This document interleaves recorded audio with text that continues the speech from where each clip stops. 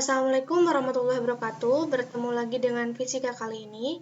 Di fisika kali ini kita akan membahas tentang gaya-gaya pada hukum Newton. Pertemuan sebelumnya, Ibu sudah memberikan materi tentang hukum 1 Newton, hukum 2, dan hukum ketiganya ya. Itu formula beserta konsepnya. Untuk gaya-gaya yang berada pada hukum Newton, ada 4 gaya yang akan kita pelajari ya, bukan 5, tapi 4. Yang pertama ada gaya normal. Gaya normal simbolnya apa? Simbolnya adalah N. Kemudian ada gaya gesek, simbolnya adalah F kecil. Kemudian ada gaya berat, simbolnya itu W kecil. Kemudian ada gaya tegangan tali, simbolnya adalah T kapital. Dan ada gaya luar dengan simbol F kapital. Nah, semua gaya ini satuannya itu adalah N atau Newton kita sebutnya ya. Satuannya adalah N atau Newton. Nah, Ibu ingatkan kembali bahwa pada materi hukum Newton ini berkaitan dengan vektor. Kenapa? Karena gaya itu merupakan besaran vektor. Besaran vektor apa? Besaran vektor itu adalah besaran yang memiliki nilai dan arah. Gaya itu memiliki nilai dan arah. Yang pertama yang akan kita pelajari itu adalah gaya normal. Apa itu gaya normal? Gaya normal adalah gaya tegak lurus dengan permukaannya. Jadi gaya yang arahnya tegak lurus dengan permukaannya. Contoh pada benda pertama, di sini ada sebuah balok berwarna coklat ditaruh di atas sebuah bidang. Kemana arah gaya normalnya? Arah gaya normalnya itu adalah tegak lurus dengan arah bidangnya. Ya, berarti dia arahnya ini ke atas. Kemudian kasus yang kedua, ini ada balok berada pada bidang miring. Ya, bagaimana arah gaya normalnya? Arah gaya normalnya tetap tegak lurus dengan permukaan bidang miringnya. Berarti ke sana ya, ini gaya normalnya. Kemudian yang ketiga, ini ada sebuah balok juga. Tapi baloknya posisinya ini di samping, kemudian gaya normalnya arahnya kemana? Ya berarti gaya normalnya tegak lurus dengan si ininya, bidangnya ya. Ke samping sini, ke kiri ya. Nah, seperti itu. Kemudian selain ada gaya normal itu ada gaya berat. Pada benda pertama gaya berat arahnya ke bawah. Pada benda kedua pun arahnya ke bawah. Pada benda ketiga pun arahnya ke bawah. Ya, jadi intinya gaya berat itu arahnya selalu ke bawah, ke pusat inti bumi atau gravitasi bumi. Nah, dari sini, dari gambar yang pertama, kita bisa lihat bahwa gaya normal itu segaris dengan gaya beratnya pada posisi benda seperti ini. Kemudian pada posisi benda yang kedua, itu gaya normalnya tidak segaris dengan gaya beratnya. Pada benda yang ketiga, itu gaya normalnya malah tegak lurus dengan gaya beratnya, karena posisinya seperti ini bendanya ya. Kemudian ada lagi, contoh di sini sama ada balok, berarti arah gaya normalnya ke atas, karena bidangnya ini ya. Nah, seperti itu ya. Nah, selanjutnya ada gaya gesek. Gaya gesek ada dua, ada gaya gesek kinetis dan ada gaya gesek statis. Nah, gaya gesek ini bergantung pada sifat permukaan, ya. Jadi, kalau ada dua permukaan bersentuhan, itu tergantung dengan sifat permukaannya. Bisa kasar, bisa licin, ya seperti itu. Nah, untuk kriteria gaya gesek statis, jadi benda yang termasuk ada gaya gesek statisnya itu seperti apa? Yang pertama, bendanya diam.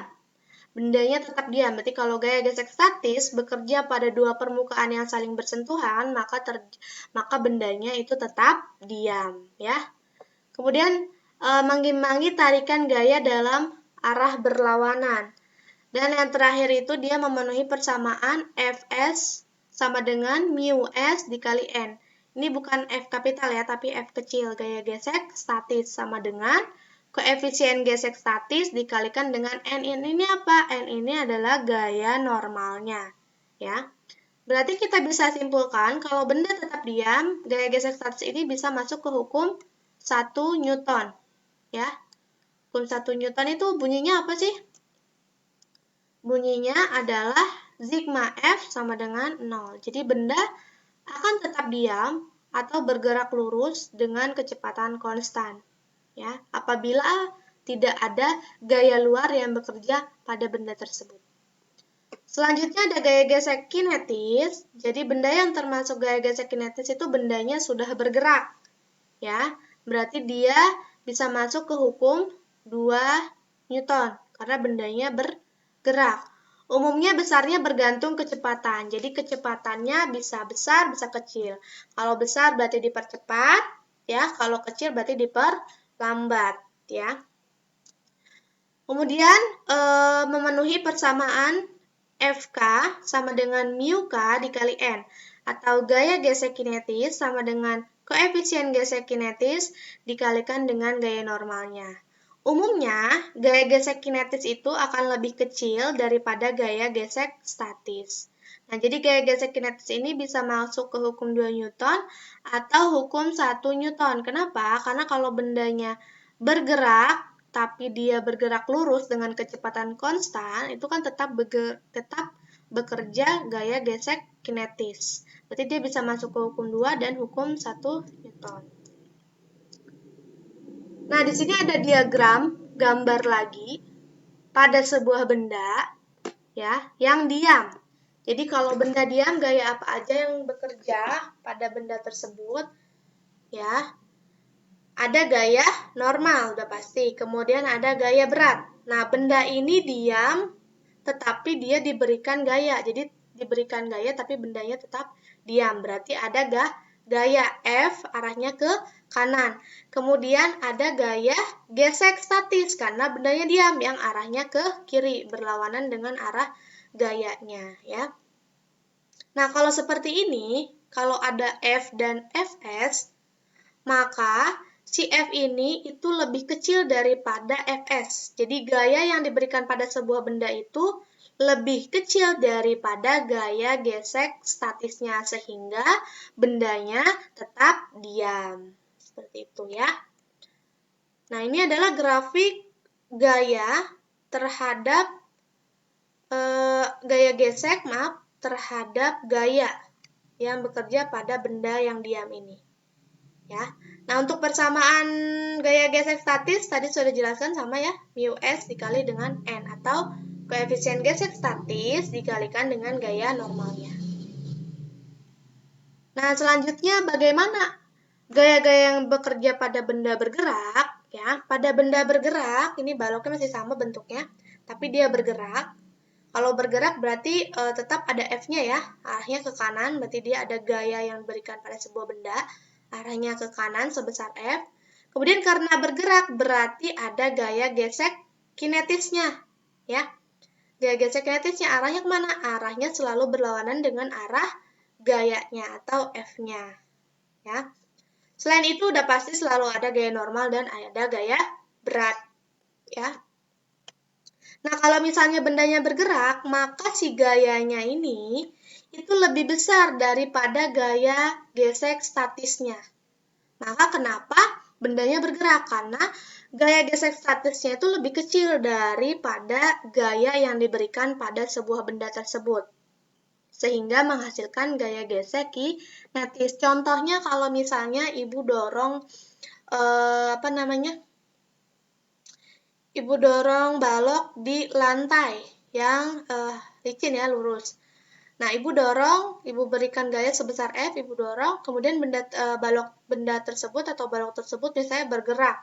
Ya, berarti gaya yang ibu berikan itu lebih besar daripada gaya gesek yang terjadi di dua permukaan tersebut, atau gaya gesek statisnya, ya.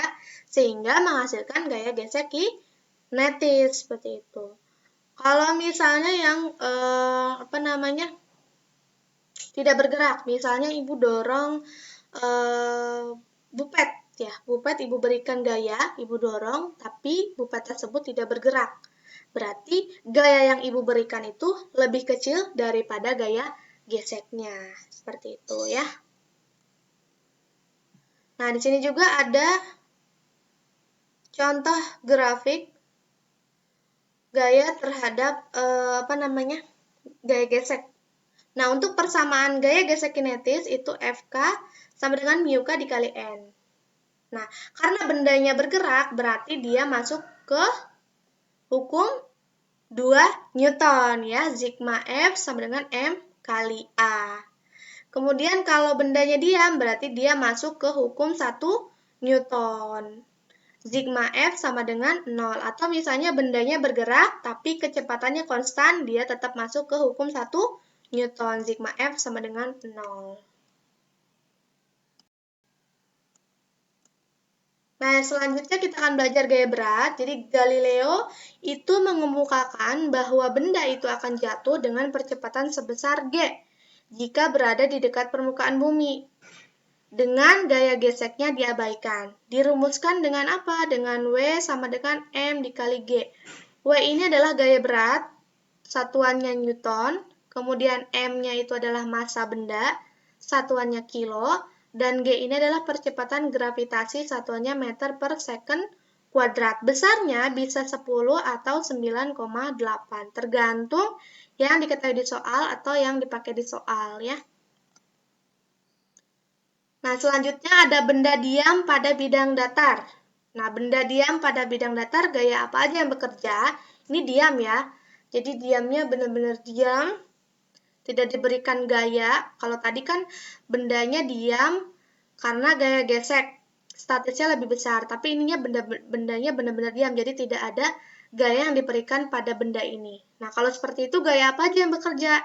Yang bekerja berarti hanya N dan gaya berat. N dicari bisa dengan rumus massa dikali G, dan W juga bisa dicari dengan rumus massa dikali G atau gravitasi. Kenapa seperti itu? Kita bisa lihat, nanti kita bisa tinjau satu-satu dari sumbu X dan Y. Nah, gambar yang kedua. Nah, ini bendanya bergerak ya. Jadi ini bendanya bergerak. Nah, kalau bergerak gaya apa aja? Ada gaya normal, ada gaya gesek kinetis, kemudian ada arah gayanya atau arah geraknya ke sono ya. Berarti ini didorongnya ke sebelah sana, ke kanan. Gaya gesek itu berlawanan ke sebelah kiri. Karena bergerak berarti gaya gesek kinetis. Selain itu ada gaya berat yang bekerja. Nah, kalau misalnya pada bidang miring, bagaimana pada bidang miring? Kalau ada pada bidang miring, untuk penguraian atau penyelesaiannya itu kita menggunakan sumbu X dan Y. Kalau tadi kan Ibu hanya jelaskan gaya normal dan gaya berat saja pada bidang miring. Nah, untuk pengaplikasiannya pada soal, di bidang miring ini perlu kita proyeksikan pada sumbu X dan Y. Dulu kalian belajar di vektor ada sumbu X dan Y ya kan, sumbu X, Y. Kalau ke sini biasanya positif, ke atas positif, ke bawah negatif, ke sini negatif. Nah, di mana dipakainya? Kita bisa lihat di sini. Ada sebuah balok ditaruh di atas bidang miring. Nah, karena bidang miring ini bentuknya seperti ini, maka dia membentuk sudut. Ya, di sini membentuk sudut sebesar theta. Nah, ketika seperti ini, bagaimana pengaplikasiannya? Maka pengaplikasiannya ya, kita memakai sumbu X dan Y. Kalau kita ibaratkan sumbu X dan Y di sini kita tulis ya. Ini sumbu Y, kemudian ini sumbu X-nya, ya. Kita lihat arah N kan ke atas, ya kan? Arah N ini ke atas ini ya, setegak lurus dengan arah bidangnya. Kemudian yang arah Y ini ke bawah. Nah, ke bawah ini kan berarti kan menuju bidang miringnya ini kan, karena bidang miringnya ini membentuk sudut, maka W-nya ini perlu kita proyeksikan ya, menjadi WX dan WY, ya. Menjadi sini berarti menjadi WX dan WY. Jadi diproyeksikan ke sumbu X dan ke sumbu Y. Untuk WX, kita pakai rumusnya W cos theta. Dan W sin theta ya. Yang ini W sin theta. Untuk yang X, W sin theta. Dan untuk yang WY itu sama dengan W cos theta. Ya. W cos theta. Maka di sini untuk mencari N bisa pakai rumus W cos theta karena N dan WY ini itu segaris sejajar dengan sumbu Y-nya. Ya, jadi untuk mencari N bisa menggunakan rumus W cos theta. Nah, pada sumbu Y ini bendanya itu tidak bergerak kan, tidak ke atas ke bawah tapi diam. Berarti berlaku rumus apa? Hukum 1 Newton. Pada sumbu Y ini bendanya. seperti itu. Nah, kalau pada sumbu Y, ini tergantung. Kalau misalnya bendanya bergerak, berarti masuk ke hukum 2 Newton, ya. Kalau misalnya bendanya nggak bergerak karena gaya gesek statisnya lebih besar, maka ulangi lagi, kalau bendanya bergerak, dia masuk ke hukum 2 Newton di sumbu X ini. Tapi kalau bendanya diam karena gaya gesek statisnya lebih besar, maka pada sumbu X ini berlaku hukum 1 Newton juga. Seperti itu ya. Jadi tergantung bendanya bergerak atau tidak bergeraknya. Dilihat dari gambar yang terjadi dan soalnya. Oke, selanjutnya sama ada benda pada bidang miring, tapi bidang miringnya arahnya sekarang ke sini ya. Berarti tetanya ada di sini sudutnya. Ya. Nah, gayanya bagaimana yang bekerja? Yang pertama ada gaya normal, tegak lurus dengan bidang miring. Kemudian ada gaya berat, arahnya ke bawah. Nah, karena pada bidang miring, maka gaya beratnya ini kita proyeksikan menjadi WY dan WX. Ya. Karena kalau kita gambar sumbu X dan Y seperti ini. Nah, kemudian karena seperti ini gambarnya, maka kan si benda ini bakal jatuh ke sini kan. Balok ini bakal jatuh ke bawah, ke sini kan. Maka ada gaya sebesar F. Nah, karena bendanya bergerak jatuh ke bawah, gaya sebesar F, maka ada gaya gesek kinetis yang arahnya berlawanan dengan arah F-nya ke sana ya. Ini adalah gaya gesek kinetis. Nah, untuk WX ini kita bisa cari dengan MG sin theta. MG ini awalnya dari W sin theta ya. Dan WY ini bisa kita cari dengan MG cos theta atau MG ini berasal dari W cos theta. Karena mencari W bisa pakai rumus massa dikali gravitasi. Kita masuk ke aplikasiannya atau penerapannya pada hukum Newton. Di sini ada sebuah gambar lagi balok. Nah, balok ini diberi gaya sebesar F ke arah kanan. Ya. Gaya apa aja yang bekerja pada benda tersebut selain F ini? Maka ada gaya berat yang arahnya ke bawah. Kemudian ada gaya normal yang arahnya tegak lurus dengan alasnya atau dengan permukaan bidangnya. Kemudian karena ada gaya F sebesar ke arah kanan, maka ada gaya gesek yang arahnya berlawanan dengan arah F-nya. Disimbolkan dengan F kecil. Nah, untuk mencari N atau W-nya, kemudian F dan F kecilnya, penerapannya, kita bisa pakai sumbu X dan Y. Ya, seperti tadi sumbu X dan Y. Bisa kita tinjau satu-satu dari sumbu X atau sumbu Y. Misalnya kita mau tinjau dari sumbu Y terlebih dahulu ya. Nah, kita lihat dari sumbu Y ini gaya yang bekerja apa aja? Yang bekerja ada gaya normal dan gaya berat. Nah, bendanya bergerak nggak kira-kira? Enggak kan? Karena dia nggak ke atas ke bawah bendanya. Karena ini ada permukaan, berarti bendanya pada sumbu Y ini dia diam. Ya, karena di sini kan ada permukaan. Kemudian nggak diberi gaya ke atas, nggak diberi F ke atas, nggak ada F-nya tapi ke kanan. Berarti benda pada sumbu Y itu diam. Berarti kita bisa masuk ke hukum 1 Newton untuk sumbu Y karena bendanya diam ya. Kenapa bendanya diam ya? Kalian lihat lagi pada sumbu Y yang bekerja gaya apa aja? Hanya gaya normal dan gaya berat, nggak ada gaya F. Ya, berarti bendanya diam karena nggak ada dorongan. Nah, karena masuk ke hukum 1 Newton, berarti pakai rumus sigma F sama dengan 0. Di sini F-nya ya, karena pada sumbu Y. Nah, pada sumbu Y tadi Ibu katakan ada gaya normal dan gaya berat. Gaya normal arahnya ke atas berarti positif. Gaya berat arahnya ke bawah berarti negatif. Berarti kita masukin karena sigma F-nya ini adalah jumlah gaya-gaya yang bekerja pada sumbu Y. Ya. Berarti ada N positif dan ada W negatif sama dengan 0. Kalau untuk mencari N, kita bisa pakai rumus N sama dengan W. W-nya kita pindah ruas ke sini ya. Berarti untuk mencari gaya normal bisa dengan rumus gaya berat. Atau N sama dengan massa dikali gravitasi. Ya, seperti itu. Nah, sama aja ya sama yang terus di sini.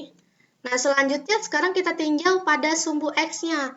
Pada sumbu X, karena ada gaya dorong ya, ini kita katakan bahwa bendanya bergerak. Ya, misalnya bendanya bergerak. Kita katakan bahwa bendanya bergerak karena ada gaya dorong sebesar F ke arah kanan. Maka kalau bergerak, berarti dia masuk ke hukum 2 Newton. Ya, berarti pakai rumus apa? Sigma Fx sama dengan M kali A. Sigma Fx ini adalah jumlah gaya-gaya yang bekerja pada sumbu X. Kalian lihat pada sumbu X ada gaya apa aja? Ada gaya F dan ada gaya gesek. Ya, gaya F-nya kan gaya aksinya kan? Ya kan? Gaya yang diberikan atau gaya aksi. Berarti gaya gesek ini adalah reaksinya. Berarti kalau reaksi itu adalah arahnya berlawanan. Berarti minus ya. Berarti kita tinggal turunin si F-nya diganti dengan gaya dan gaya gesek. Gayanya positif, F, min, gaya gesek. Tahu kan kenapa minus? Karena arah gaya gesek berlawanan dengan arah gayanya. Gayanya ini kita anggap aksi, gaya geseknya kita anggap reaksi. Sama dengan M dikali A. Nah, kalau misalnya di sininya F-nya tidak diketahui, gaya geseknya tidak diketahui, berarti kalian tinggal ganti rumusnya. F sama dengan mu dikali N. Sama dengan M dikali A. Di sini bisa mu S, bisa mu K. Enggak, di sini kalau bergerak berarti mu K ya. Di sini mu K, di sini FK. Ya. Nah, berarti N-nya misalnya tidak diketahui, berarti N-nya juga bisa kalian cari dengan rumus M dikali G. Maka F-nya, F ini dikurang mu dikali massa dikali gravitasi sama dengan M dikali A. Kalau dicari A-nya, kalau misalnya dicari percepatannya, berarti M ini tinggal dipindah ruas, berarti nanti ini per M. Kalau misalnya dicari A-nya, ya. Nah, kalau misalnya dicari F-nya, dicari F-nya, yang F ini kita cari. Ya, berarti nanti F-nya sama dengan M dikali A plus mu dikali M dikali G. Seperti itu. Tinggal dibolak-balik aja. Kalau ada salah satunya dicari, ya. Kalau mau mencari gaya gesek kinetisnya, berarti tinggal pakai rumus mu K dikali N. N-nya belum diketahui, tinggal cari pakai rumus massa dikali gravitasi. Seperti itu, ya. Nah, sekarang kita masuk ke soal ya. Di sini ada benda. Balok lagi seperti tadi, diberi gaya sebesar F ke arah kanan, ya. Kemudian benda ini memiliki massa sebesar 2 kilo dengan koefisien gesek itu adalah 0,5. Dan gaya tariknya atau F-nya ini adalah sebesar 20 Newton. Ya. Carilah apa? Yang pertama kita suruh cari besar gaya normal. Kemudian yang kedua kita cari besar gaya gesekan. Dan yang ketiga kita cari besar percepatan. Nah, cara mencarinya gimana? Pertama, kalian perlu gambar arah-arah atau gaya-gaya yang bekerja pada benda tersebut. Berarti yang pertama ada apa? Ada gaya normal, arahnya ke atas. Kemudian ada gaya berat, arahnya ke bawah, ya. Dan ada gaya gesek. Ada gaya gesek, arahnya berlawanan dengan arah F-nya. Yang pertama, tetap kita tinjau pada sumbu X dan Y. Ya, pada sumbu X dan sumbu Y. Boleh X dulu, boleh Y dulu. Misalnya Y dulu, pada sigma FY. Atau pada sumbu Y, gaya apa aja yang bekerja? Ada gaya normal dan gaya berat. Gaya normalnya positif, gaya beratnya arahnya ke bawah berarti negatif. Berarti sigma FY sama dengan 0. Kenapa 0? Kenapa pakai sigma FY sama dengan 0? Karena benda pada sumbu Y ini, bendanya tidak bergerak, ya, karena tidak ada F-nya. Jadi bendanya diam, berarti pakai hukum 1 Newton, ya. Berarti rumusnya sigma FY sama dengan 0. N min W sama dengan 0. N sama dengan W. Berarti untuk mencari N bisa menggunakan rumus massa dikali gravitasi. Masanya berapa? Masanya 2. Gravitasinya kita pakai di sini adalah 10.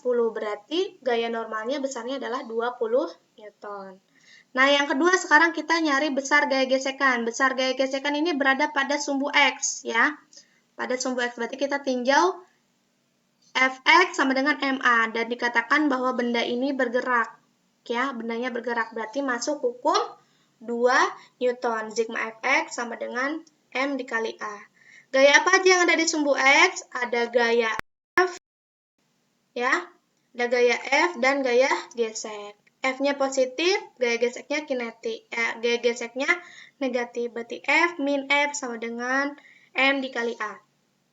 F sama dengan mu dikali N. Mu-nya diketahui ya, koefisien gesekan ini 0,5. N-nya sudah diketahui 20. Ya. F-nya sudah diketahui besarnya 20 juga ternyata ya.